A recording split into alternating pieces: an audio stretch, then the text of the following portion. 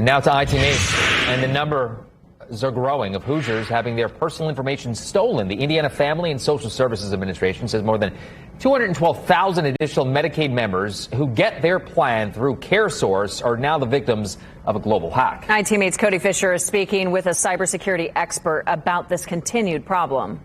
With this new batch of victims, there are now more than 950,000 Hoosiers on Medicaid that have their personal information in the hands of bad guys. I anticipate us having many more of these announcements in the weeks and months to come. Victor Wazorek is a self-described good guy hacker. He stress tests applications and then fixes vulnerabilities for companies.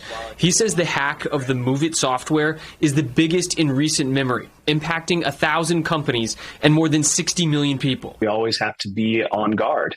It could happen to the best of us. In this specific case, it wasn't anything that the Medicaid organization had control over. It was a third-party technology that they put their trust and reliance into. He says the Klop ransomware gang in Russia is responsible for all of this. So because they've been so successful in what they do, it is relatively easy for them to just move on to whatever the next vulnerability is. While the hackers are moving on to new targets, he says the people already impacted have to deal with the ramifications of having their information out there, with bad guys trying to open up new accounts or to gain access to additional information in our bank accounts, social media. Which is why Wazorek says accountability for companies that have applications like MOVEit is more important than ever. We have to hold their feet to the fire to do more security reviews, to have these things vetted more fully before we entrust them with our private information. According to stats from tech giant IBM, the financial impact of the data breach on Hoosier Medicaid members